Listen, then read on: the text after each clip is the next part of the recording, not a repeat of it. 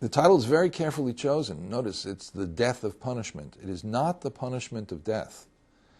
It goes deeper than the question of the death penalty, although the death penalty does occupy a fair amount of the book.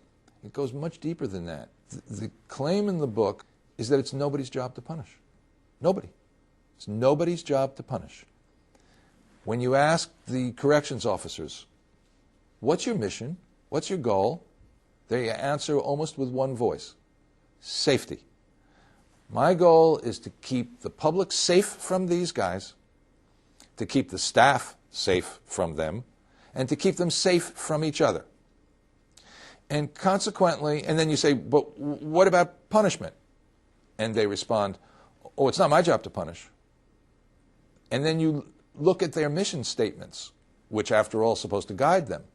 And if you read the mission statements in the Departments of Corrections in the 50 states, as I've read them all, you will not find the word punishment in any mission statement in any Department of Corrections in the United States.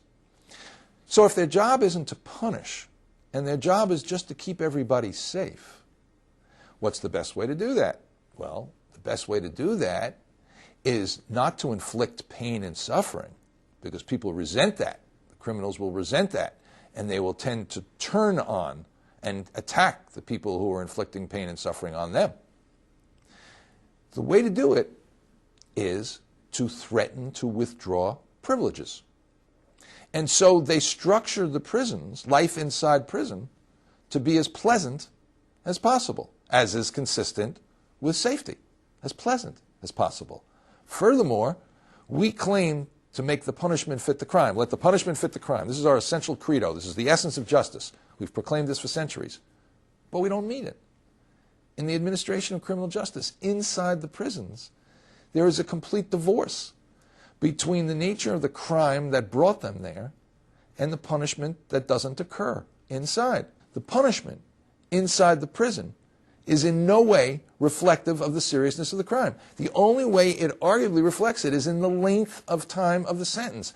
But the essence of punishment is the experience of it, the day-to-day quality of life inside. And that doesn't reflect the seriousness of the crime.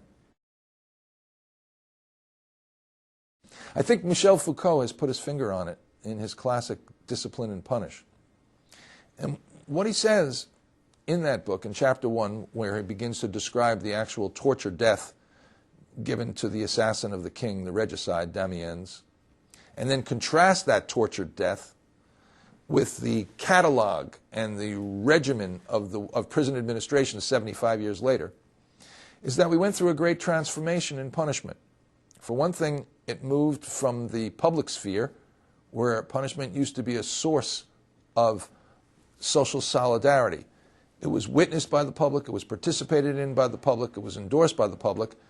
It gets transformed from that to a private event. And secondly, the locus of punishment changes from the body to the soul. No longer an infliction of unpleasant bodily sensations, it now becomes a catalog of the suspension of rights.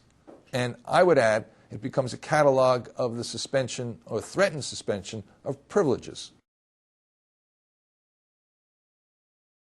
The direction that I hope we head in is a more discriminating set of statutes that will really isolate the worst of the worst of the worst, define them more clearly in advance, and reserve for them the most severe punishment, and then take the vast majority of serious and relatively trivial criminals and offer them a very different lifestyle.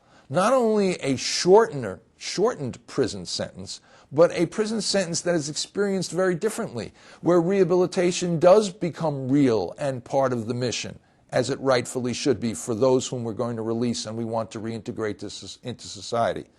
But for those whom we're never going to release, for those whom we're either going to condemn to die, or we say that this moment is so much upon them that they are to spend the rest of their lives in prison and we will never rethink or reconsider it, life without any possibility or hope of parole, for those, their lives should be miserable. Their lives should be punishment. Where are we heading? I hope, I pray that this book contributes to a national dialogue in which the punishment will once more more nearly fit the crime. And for the least bad, it will be rehabilitative. And for the worst of the worst of the worst, it will be punitive. And we will discriminate between the worst and the least bad, and we will design institutions around that difference.